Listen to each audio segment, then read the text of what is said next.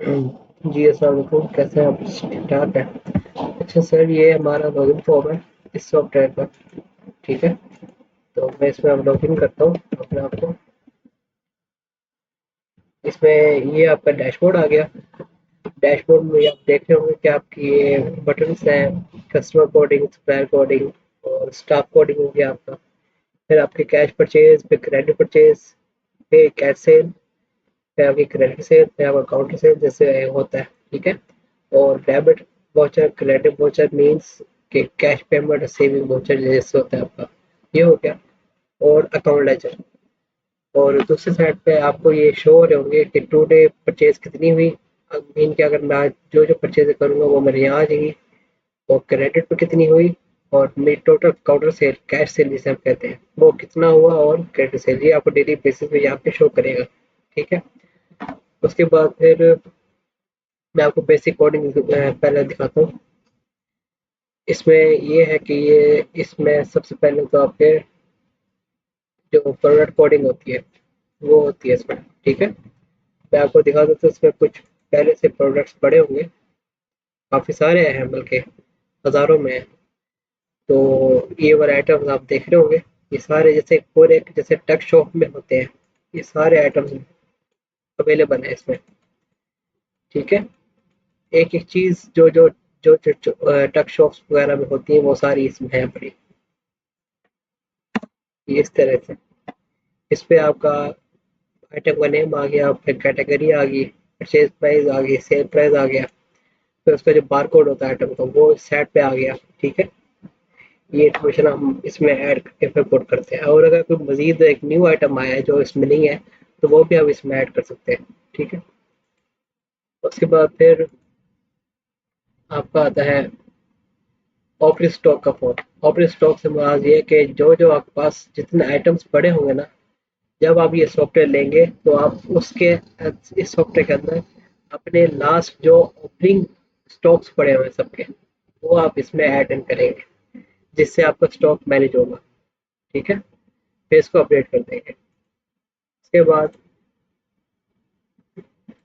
Coding से जाने के बाद फिर आपका आता है customer coding. Customer coding means ऐसा कोई खाता जो कि आपका एज अ क्रेडिट चलता हो लॉन्ग टर्म के लिए। ठीक है, तो उसका आप यहाँ पे बनाएंगे। वैसे तो काउंटर सेल ही होता है, लेकिन अक्सर जो है वो क्रेडिट पे भी कुछ लोग आते हैं, वो सामान लेके जाते हैं।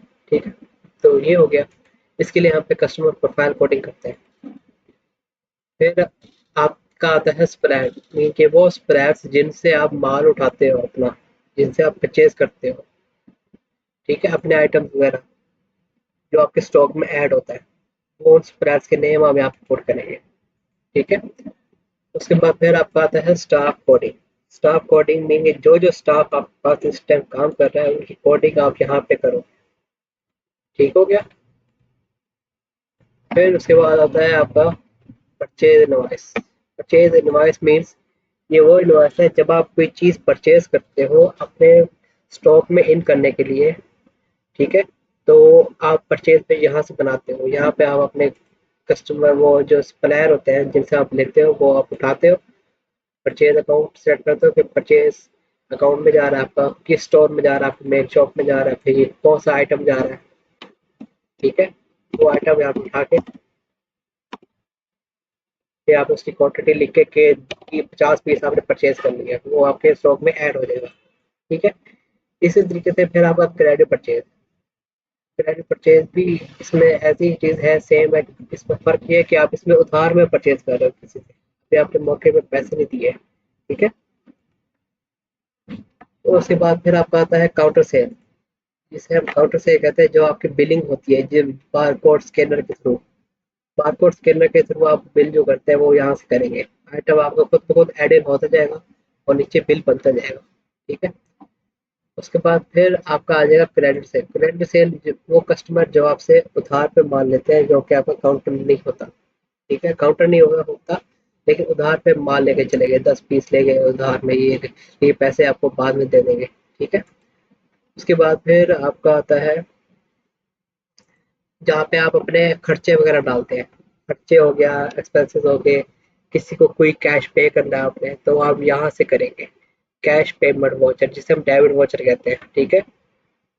इसके थ्रू आप कोई भी अपना खर्चा कर सकते हैं। फॉर एग्जाम्पल कोई इलेक्ट्रिसिटी बिल आपने पे करना है, इलेक्ट्रिसिटी एक्सपेंस में जाएंगे तो आप फॉर एग्जाम्पल आपको 50,000 बिल आया है, ठीक है, आपने कर दिया पेड इस महीने का जो भी है। इस तरीके से आपका जो वाउचर है वो पास हो जाएगा आपके एक्सपेंस में, और आपके कैश इन हैंड से वो माइनस हो जाएगा। ठीक हो गया। फिर आपका आता है credit voucher. Credit voucher means आपके जो कैश रिसीव्ड वाउचर होता है ना, फॉर एग्जाम्पल कोई पार्टी आ गई आपको पैसे देने के लिए वापिस, कोई पार्टी थी, उसने आपसे उधार पे सामान उठा लिया आपसे, ठीक है, लेकिन फिर वो हफ्ते बाद या 2 हफ्ते बाद आके पेमेंट लेंगे, तो आप यहाँ से कैश रिसीव्ड करेंगे। ठीक हो गया। फॉर एग्जाम्पल मैं कोई पार्टी उठा लेता हूँ, ठीक है, for example AP trader quotation वाले हैं, ये जो है ने आपको पैसे देने थे, ये आगे हफ्ते बाद इन्होंने आपको 40,000 रुपये जमा करा दिया, और यहाँ पे करेंगे रसीद। ठीक हो गया। इस तरीके से आपका कैश इन हैंड में आ जाएंगे 40,000 रुपये, लेकिन उसके बंदे के खाते से माइनस हो जाएंगे लेजर से। ठीक है।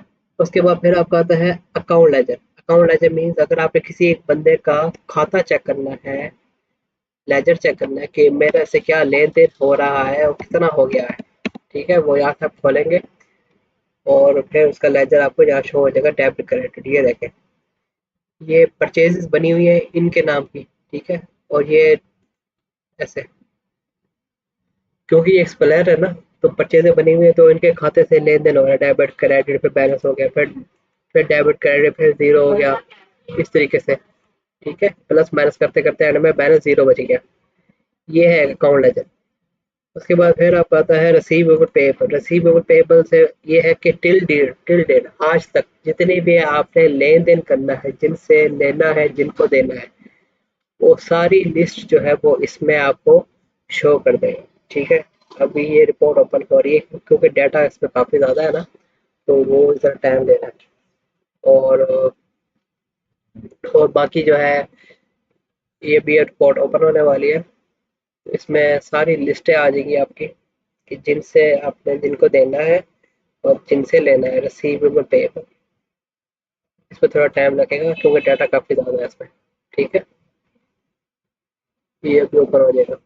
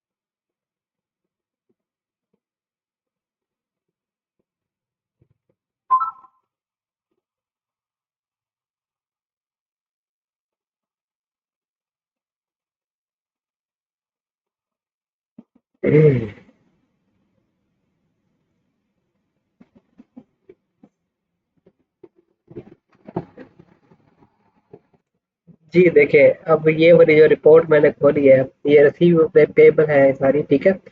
अब यहाँ पे ये कुछ पार्टीज हैं जिनसे आपने लेने हैं, ठीक है, ये वो लिस्ट आ गई है, और जिनको आपने देने वो भी आ जाएंगे यहाँ पे। ठीक हो गया।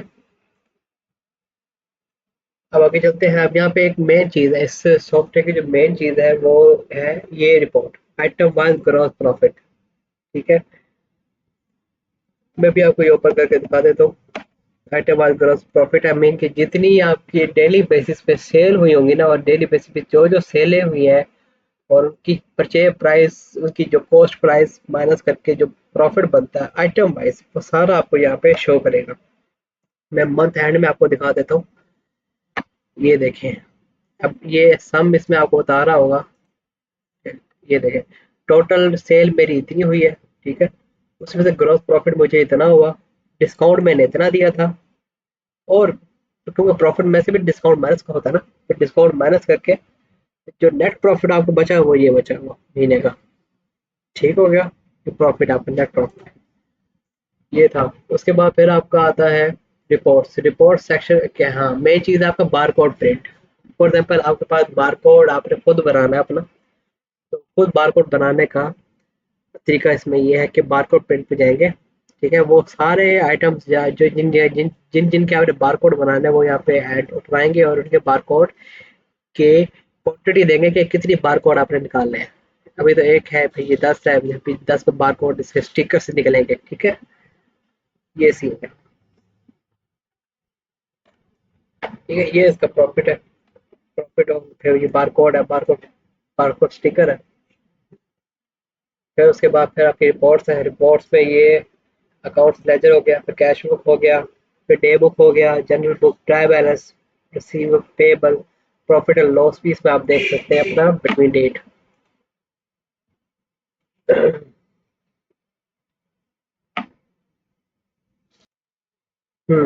अच्छा, अब मैं आपको एक काउंटर सेल बना के दिखाता हूँ, ठीक है, जो आपके काउंटर पे सेल होती है। फॉर एग्जाम्पल अभी तो मेरे पास बारकोड अटैच नहीं है, तो मैं अभी इसको मैनुअली कर रहा हूँ, ठीक है।